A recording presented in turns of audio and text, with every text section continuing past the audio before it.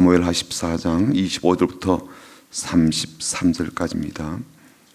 사무엘하 14장 25절부터 마지막 절 33절까지 보겠습니다. 사무엘하 14장 25절부터 33절까지 보겠습니다. 우리 같이 읽겠습니다. 구약 성경 485쪽이 있는데요, 같이 읽습니다. 온 이스라엘 가운데에서 압살롬같이 아름다움으로 크게 칭찬받는 자가 없었으니 그는 발바닥부터 정수리까지 흠이 없음이라. 그의 머리털이 무거움으로 연말마다 깎았으며 그의 머리털을 깎을 때에 그것을 달아본즉 그의 머리털이 왕의 저울로 200세겔이었더라. 압살롬이 아들 셋과 딸 하나를 낳았는데 딸의 이름은 다말이라. 그의 이름이 아름다운 여자더라.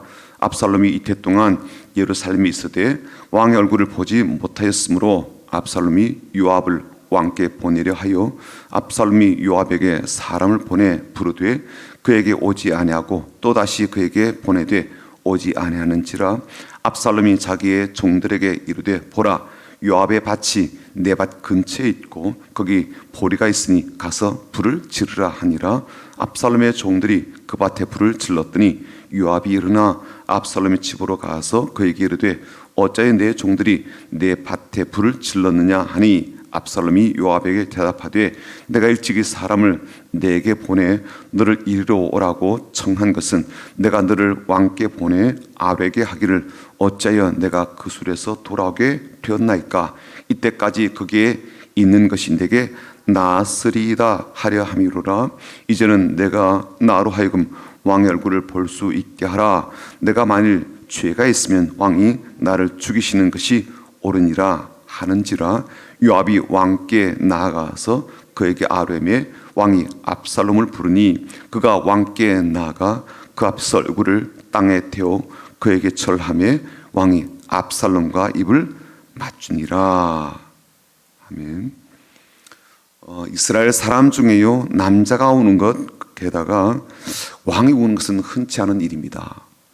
그렇게 통곡을 하는 것을 보이는 것은요, 왕으로서 채통을 스스로 져버리고 자신의 삶이 얼마나 가벼운지를 노출하게 되는 것이기 때문에 굉장히 자제하게 되는 일이죠. 하지만 다윗은 그런 시선이나 평가에 대해서 개의치 않는 것처럼 자기 감정을 그대로 표현합니다. 밧세바와 사이에서 태어난 아이가 갑자기 아프기 시작하다가 일주일 만에 죽는 사건이 있을 때도요, 다윗은 그 일주일 동안 금식하면서 통곡하였고 얼마나 그가 애통하였는지 곁에 있는 신하들이 왕이 저러다가 무슨 일을 당하지라고 우려가 될 정도였습니다. 일주일 동안 식음을 전폐하고 큰 소리로 울었다면 얼마나 기력이 기진하였겠습니까? 그런데 다윗은요, 그 이후에도 크게 애통한 일을 겪게 됩니다. 그것은 셋째 아들 압살롬의 죽음 때문이었습니다. 비록 압살롬이 반역을 하고요, 아버지의 부인들과 성적인 관계를 맺는 폐륜을 저지르며 또 심지어 아버지를 죽이려는 그런 일을 하였지만 아버지 다윗은 그런 모습에 개의치 않고 압살롬이 죽게 되었을 때 그렇게 슬퍼하며 아파합니다. 그리고 그 슬픔의 비극이 어떻게 시작되게 되었는지를 보여주는 사건을 오늘 말씀에서 보게 되죠. 압살롬의 죽음에는 다양한 원인들이 제공되어서 그런 결과를 낳게 되었지만 그 시작은 의외로 아주 단순한 사건에서 시작됩니다. 그리고 그 사건은요, 다윗의 감정에서 찾아볼 수가 있습니다. 득와 여인의 말을 듣고 드디어 3년 만에 다윗은 압살롬을 예루살렘으로 돌아오게 하였죠. 아버지 다윗도 아들 압살롬에 대한 간절한 마음이 있었고요, 아들 압살롬도 집으로 돌아오고 싶은 그런 마음이 얼마나 간절했겠습니까? 그래서 3년 만에 아버지가 결단하고서 아들을 돌아오도록 하였지만 문제는 다윗이 압살롬의 얼굴을 보고 싶어 하지 않는다는 거예요. 우리는요, 다윗의 마음이라든지 그 감정들을 속속들이 다 알 수는 없을 겁니다. 그리고 우리가 이게 다윗의 마음이다라고 생각한다 할지라도 이게 객관적으로 증명할 수 있는 것도 아니지 않습니까? 다만 이해할 수 없는 부분이 있어요. 그건 뭐냐면 다윗이 압살롬을 예루살렘으로 돌아오게 하였지만 압살롬이 바라는 대로 아버지 다윗과 만남을 가지는 일을 가질 수가 없었다는 거예요. 말하자면 다윗이 압살롬의 얼굴을 보지 않으려고 했다는 거죠. 23절 한번 보십시오. 요압이 일어나, 요압은 다윗의 신복입니다. 장군이죠. 요압이 일어나 그술은 지금 압살롬의 외가입니다. 그술로 가서 압살롬을 데리고 예루살렘으로 오니 24절 왕이 이르되, 다윗 왕이죠. 왕이 이르되 그를 그의 집으로 물러가게 하여 내 얼굴을 볼 수 없게 하라 하며 압살롬이 자기 집으로 돌아가고 왕의 얼굴을 보지 못하니라. 압살롬은요, 아버지 얼굴을 보고 싶어 했어요. 그런데 다윗도 그를 보고 싶어 했을 것 같은데 오히려 그렇게 하지 않고요, 그렇게 뚝 떨어져서 얼굴을 보지 않은 채로 무려 2년이라는 세월을 보내게 되거든요. 다윗은 왜 압살롬을 그렇게 했을까요? 무슨 불편함이 있어서 그랬을까요? 이미 3년간이나 두 사람은요 서로 보지 못했잖아요. 그리고 보고 싶어하는 마음이 있었단 말이에요. 그것을 제대로 감출 수 없을 정도였어요. 그러니까 요압이 눈치를 채고 다윗을 위해서 압살롬이 돌아올 수 있도록 이런저런 일을 행하지 않습니까? 한 여인의 또 말을 듣게 되고 다윗은 이제 모든 막힌 담을 허물고 그리고 집으로 돌아오게 했다면 이제 서로 마주하고 관계를 새롭게 세워가면 될 일인데 다윗이 그렇게 하지 않거든요. 이 정도도 내가 압살롬에게 너그럽게 많이 대해주고 베풀어줬다 그렇게 여겨서 그랬을까요? 예루살렘으로 돌아오기는 했지만 아직 내 마음이 정리가 안 되었어. 아들의 얼굴을 볼 수 있을 정도는 아니야. 그래서 그랬을까요? 내가 압살롬을 미워하거나 증오하는 것은 아니다라고 생각되어서 이 정도면 어느 정도 내가 아들에게 마음을 열어준 것이다 라고 생각해서 그랬을까요? 차라리 다윗이요 아들 압살롬을 많이 미워하고 있었다면 아마 다윗은 내 마음속에 미워하는 증오하는 마음이 있겠거니 하고 깨달았을 거예요. 그렇죠? 알아차릴 수 있었을 거예요. 하지만 본인은 내가 마음을 많이 열어주고 용납한다는 것을 보여주는 사인으로 어떻게 했어요? 아들을 돌아오게 했잖아요. 그래서 내가 마음이 많이 누그러졌다. 내가 마음이 관대해졌다. 나는 그래도 괜찮아졌다라고 생각했을 가능성도 있을 거예요. 문제는 압살롬은 그런 마음이 아니었다는 거죠. 자식을 이런 식으로 대하는 아버지의 마음을 아들은요 이해할 수 없어 합니다. 그렇죠. 아니 집으로 오라고 해놓고 아버지가 아들을 보고 싶어 하지 않고 만남을 원치 않거든요. 그렇다면 압살롬 입장에서는 어떤 생각이 들까요? 아버지가 날 미워하나? 아직도 한을 마음을 안 푸셨구나. 겉으로는 용서하고 용납하는 것처럼 보여도 속마음은 그렇지 않구나 라고 생각했을 거예요.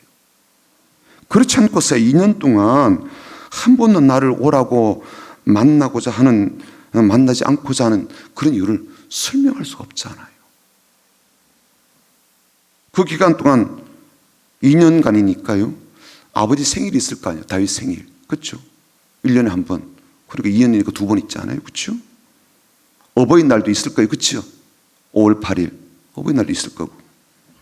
먼저 동생 떠났잖아요. 그렇죠?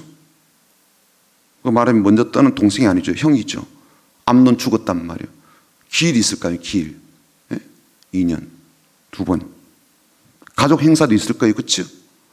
왕국 내에도 가족들이 함께 참여하는 그런 행사들이 있을 거란 말이에요. 그런데 그 어떤 날에도 아버지와의 만남을 가질 기회가 어떤 자리에도 아버지가 압살롬을 부르지 않는 거예요. 압살롬 입장에서는요 아버지에 대한 처사 행동을 어떻게 이해해야 될까요? 어떻게 생각이 될까요? 아무리 아버지가 야 너도 이제 어른이잖아. 너도 컸으니까 내 마음을 알아줄 거라 믿어. 그렇게 생각했다 할지라도 압살롬은요 그런 어떤 행동들이 이해가 안 되었을 거예요. 그가 예루살렘으로 돌아오게 된 이제 결정적인 일을 한 사람이 요압이잖아요. 요압에게 압살롬이 한 말이 어떤 말이에요? 32절에 이렇게 말합니다. 압살롬이 요압에게 대답하되 내가 일찍이 사람을 내게 보내 너를 이리로 오라고 청한 것은 요압에게도 계속 나를 만나자 그랬지만 요압이 안 만나거든요. 그래서 막 불을 질렀단 말이에요.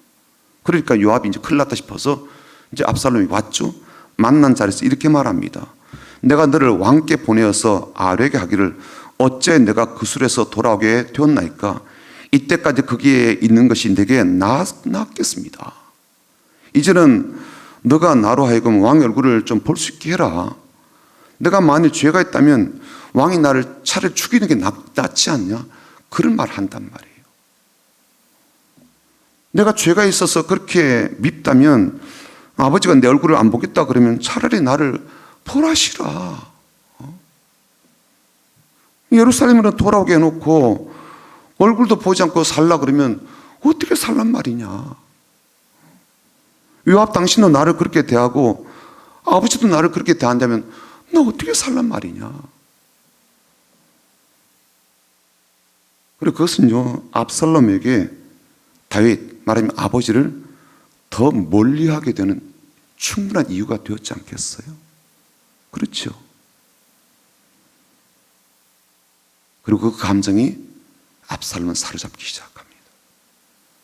그리고 그 감정 결국 본인은 죽게 되는 것은 물론이고요, 다윗에게도 깊은 슬픔의 통곡을 가져오게 되고요, 왕국조차도 큰 위기에 빠뜨려지게 되는 원인이 되었거든요.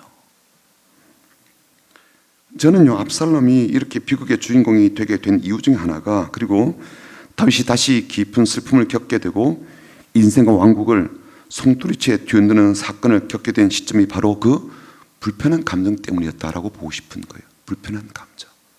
여기서부터 시작되었다라고 보고 싶은 거예요. 좀 전에 말씀드린 대로 아마 다윗이 압살롬을 예루살렘으로 돌아오게 한 뒤에 집으로 받아들여서 관계를 다시 시작했더라면, 아버지와 아들과의 관계를 다시 새롭게 시작했더라면, 다윗이 그 아들을 얼마나 간절함을 생각하였는지 그 감정을 나누고 다시 시작하였더라면, 그리고 다시 신앙적으로 압살롬에게 조근조근 하나님께서 내게 들어왔던 밧세바에게 주신 솔로몬에 대해서 하나님의 은혜, 하나님의 자비, 하나님의 용서, 하나님의 긍휼, 하나님의 사랑을 조근조근 이야기해 주었더라면, 어쩌면 우리가 앞으로 보게 될 다윗의 인생에서 피비린내 나고 추악하며 슬픈 역사는 일어나지 않았을 수도 있지 않을까요? 그렇지 않을까요? 하나님께서 다윗에게 왜 그런 용서의 은혜를 베풀어 주셨겠어요? 왜 그 가정 속에 솔로몬 같은 그런 귀한 사람을 주셨을까요?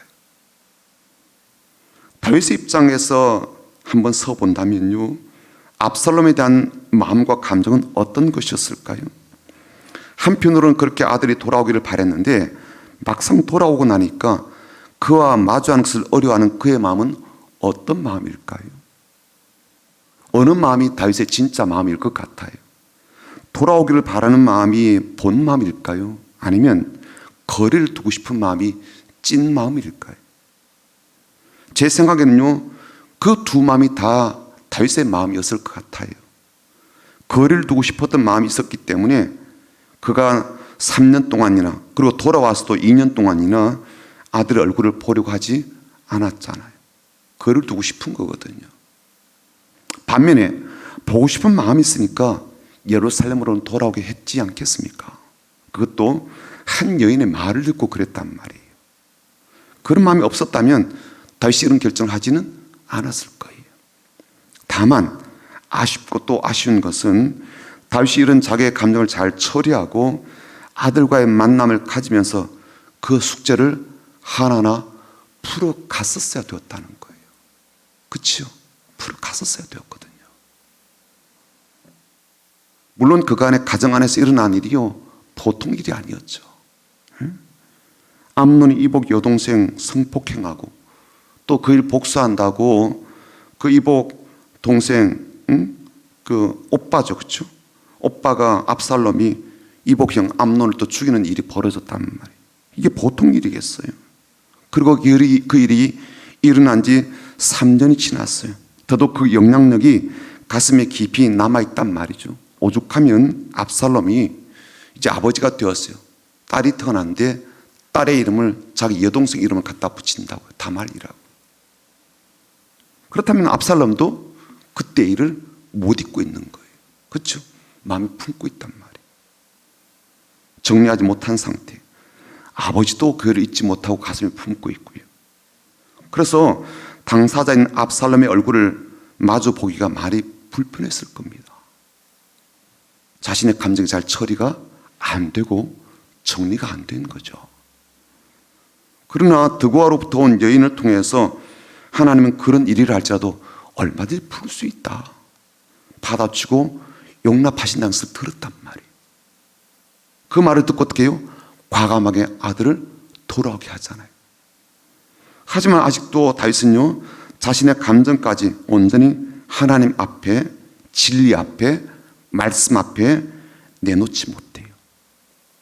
아직도 자신의 마음과 감정은 그 정도까지는 아니었던 거죠. 그 감정이 얼마나 깊었던지 무려 2년 동안 계속 품고 있단 말이에요. 어쩌면 시간이 지나면 해결되겠지 그런 생각을 했을지 몰라요. 그렇잖아요. 때로는 어떤 감정 같은 경우는 시간이 지나면 좀 무뎌지기도 하잖아요. 세월이 약이라고.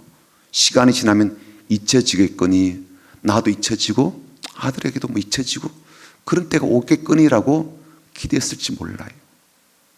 압살롬이 지가 뭐 나이가 들고 자식 키우면 애비의 마음, 내 마음도 알겠지. 그렇게 쉽게 혹은 단순하게 생각했을지 몰라요. 그런데 그렇게 시간을 보내고 미루는 사이에 감정이 사라지지 않는 거예요. 누그러지지가 않는 거예요. 그러다 보니까 아들이 어떻게 합니까? 음모를 꾸미죠. 아버지를 어떻게 해버려야 되겠다. 이 왕국을 내가 차지해야 되겠다. 더 큰 음모를 꾸미게 됩니다. 그래서 오늘 이 말씀은요, 단지 뭐 다윗과 압살롬 사이에 있었던 이야기로만 들려지지 않는 거예요. 우리들에게도 그런 일이 있지요. 그렇죠? 감정이 잘 처리가 되지 않아. 저에게도 있습니다. 가족 간의 관계도 그런 일이 벌어지고요. 다른 사람과 관계도 그런 일이 벌어지고요. 교회 안에도 이런 일들이 비일비재하다고요. 그래서 한번 떠나는 사람 있잖아요. 안 돌아와요. 정리가 안 되고 해결이 안 되고 잘 마무리가 안 된 채 여전히 수많은 부정적인 감정을 끌어안고 사는 사람도 많고 그런 일도 적지 않죠. 하지만 그 많은 부정적인 감정들은요, 자신의 존재를 반드시 드러내야 된다고요. 이게 문제죠. 감정들이 심지어 진리를 압도하고요, 신앙을 넘어서서 자기 막 존재를 훅훅하고 드러내지 않아요. 분노로 드러내건 어떤 일을 드러내건. 그렇게 사리 판단이 분명했던 다윗도 자신의 감정과 생각을 잘 파악하지 못하고 해결하지 못하고 가장 가까이 있는 사람들과의 관계를 어렵게 그렇게 하고 있지 않아요. 다윗도 그럴지인데 우리는 어떨까 싶습니다. 그래서 오늘 말씀은 우리가 참 많은 것을 돌아보게 하는 내용이라고 생각이 돼요. 특히나 우리 행동에는요, 상당 부분 감정이 동기가 됩니다. 자존심 한번 건드려지면요, 못 참아요. 못 견딘다고요. 두고두고 여기서 속을 끓인단 말이에요. 이런 감정과 동기들을 특히 하나님 말씀에 비춰보고 진리 앞에 굴복하게 하는 것이 너무나도 중요하구나라는 것을 깨닫게 됩니다. 오늘 이 말씀을 통해서 이런 교훈으로 경고와 교훈을 받아 감정이 신앙을 압도하거나 넘어서는 일이 없도록 주의하고 모든 일을 하나님 말씀이 우리에게 가르치는 바를 따라서 판단하고 기준 삼아서 행동하는 그런 귀한 성도들이 다 되시기를 주님의 이름으로 축복합니다.